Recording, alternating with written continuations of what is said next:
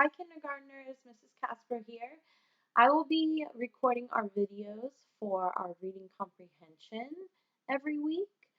So this week I wanted to introduce you to a little bit about what we're going to be doing with the different stories we read.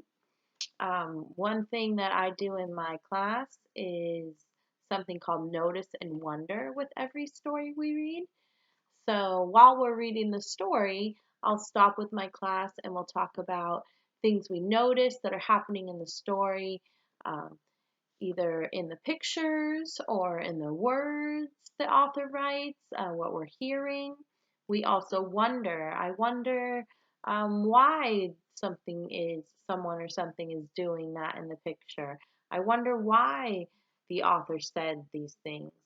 So I wanted to show you, before we start reading, if you could get a piece of paper and fold it in half, and on one part of the paper on the top, you can write I notice, and down at the bottom, you can write I wonder. So that way you'll have your paper handy. During reading, you can pause the video if there's something interesting that you notice on a page or that you hear, as well as pause and write down if there's something interesting you wonder about. So go ahead and get that ready, and when you're all set, we'll begin reading. Our story this week is called The Little House by Virginia Lee Burton. She's actually the author and the illustrator for this story.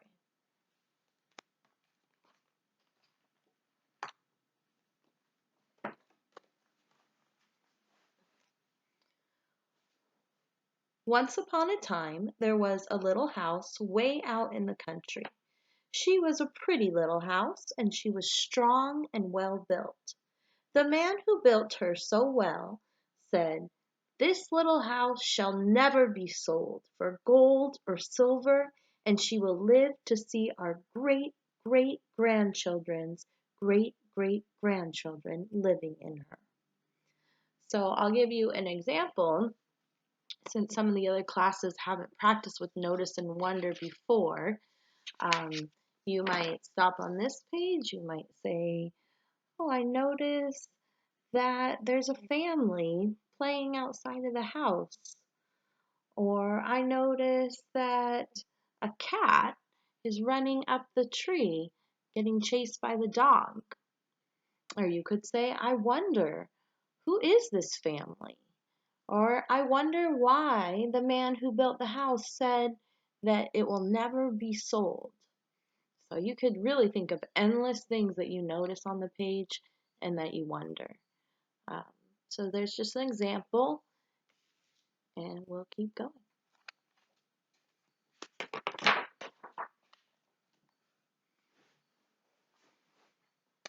The little house was very happy as she sat on the hill and watched the countryside around her. She watched the sun rise in the morning, and she watched the sun set in the evening. Day followed day, each one a little different from the one before, but the little house stayed just the same.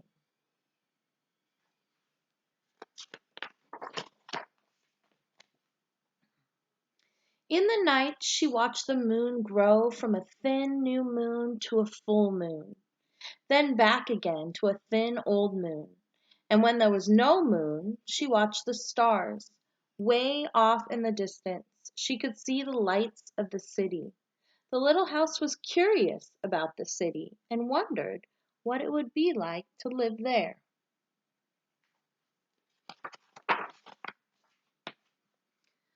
Time passed quickly for the little house as she watched the countryside slowly change with the seasons. In the spring, when the days grew longer and the sun warmer, she waited for the first robin to return from the south. She watched the grass turn green. She watched the buds on the trees swell and the apple trees burst into blossom. She watched the children playing in the brook.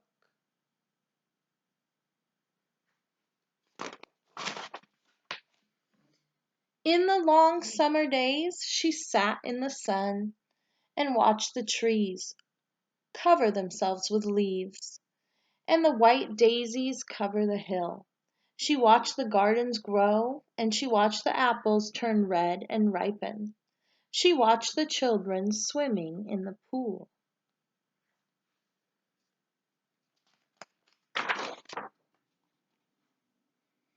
In the fall, when the days grew shorter and the nights colder, she watched the first frost turn the leaves to bright yellow and orange and red. She watched the harvest gathered and the apples picked. She watched the children going back to school.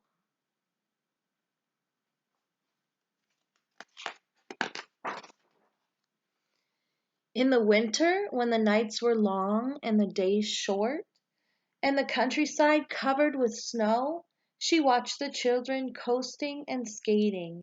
Year followed year. The apple trees grew old, and the new ones were planted. The children grew up and went away to the city. And now at night, the lights of the city seem brighter and closer.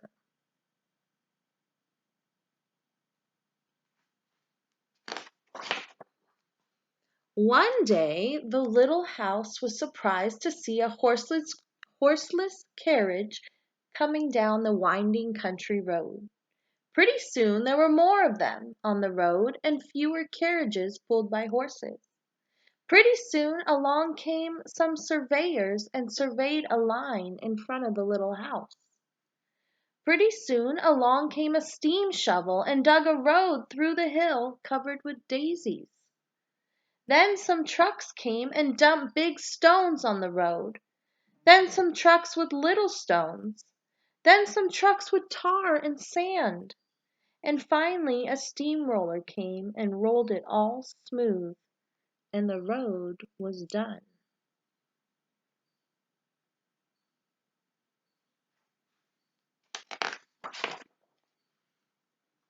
Now the little house watched the trucks and automobiles going back and forth to the city. Gasoline stations, roadside stands, and small houses followed the new road. Everyone and everything moved much faster now than before.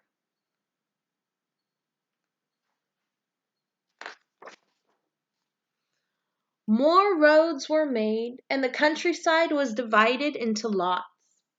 More houses and bigger houses, apartment houses and tenement houses, schools, stores, and garages spread over the land and crowded around the little house. No one wanted to live in her and take care of her anymore. She couldn't be sold for gold or silver, so she just stayed there and watched.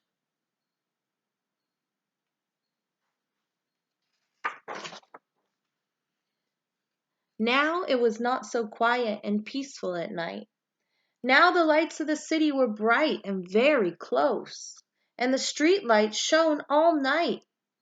This must be living in the city, thought the little house, and didn't know whether she liked it or not. She missed the fields of daisies and the apple trees dancing in the moonlight.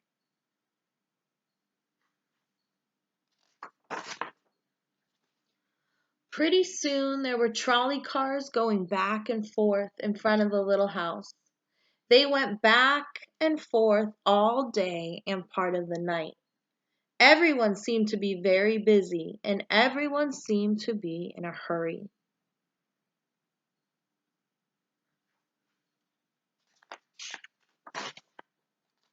Pretty soon there was an elevated train going back and forth above the little house. The air was filled with dust and smoke, and the noise was so loud that it shook the little house. Now she couldn't tell when spring came, or summer, or fall, or winter. It all seemed about the same.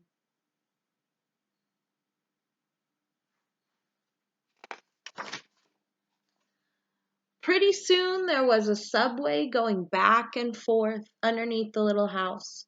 She couldn't see it, but she could feel it and hear it.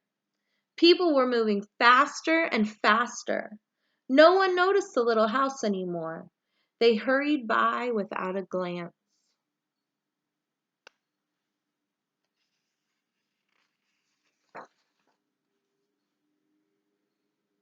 Pretty soon they tore down the apartment houses and tenement houses around the little house and started digging big cellars, one on each side. The steam shovels dug down 3 stories on one side and 4 stories on the other side. Pretty soon they started building up. They built up 25 stories on one side and 35 stories on the other.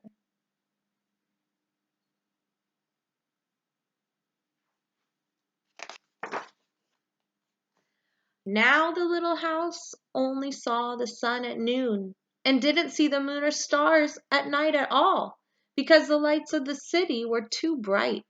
She didn't like living in the city. At night she used to dream of the country and the fields of daisies and the apple trees dancing in the moonlight. The little house was very sad and lonely. Her paint was cracked and dirty. Her windows were broken and her shutters hung crookedly. She looked shabby, though she was just as good a house as ever underneath.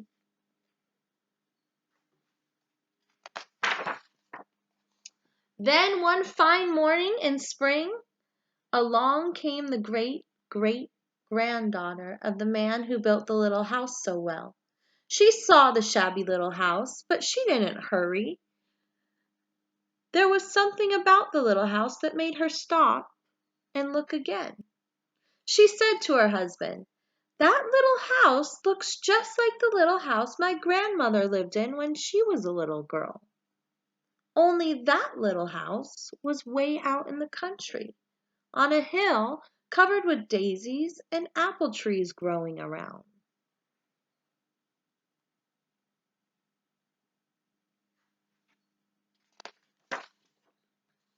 They found out it was the very same house, so they went to the movers to see if the little house could be moved. The movers looked the little house all over and said, "Sure, this house is as good as ever. She's built so well, we could move her anywhere." So they jacked up the little house and put her on wheels. Traffic was held up for hours as they slowly moved her out of the city.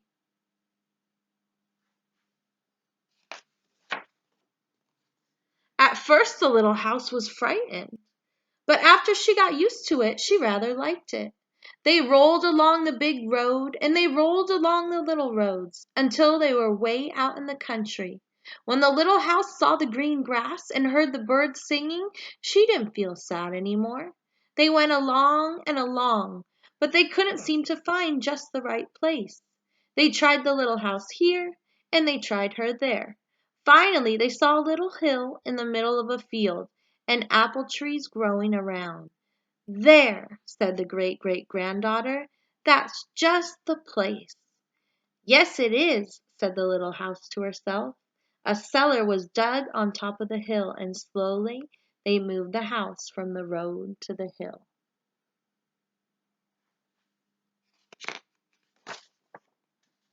The windows and shutters were fixed, and once again they painted her a lovely shade of pink. As the little house settled down on her new foundation, she smiled happily. Once again she could watch the sun and moon and stars. Once again she could watch spring and summer and fall and winter come and go. Once again she was lived in and taken care of.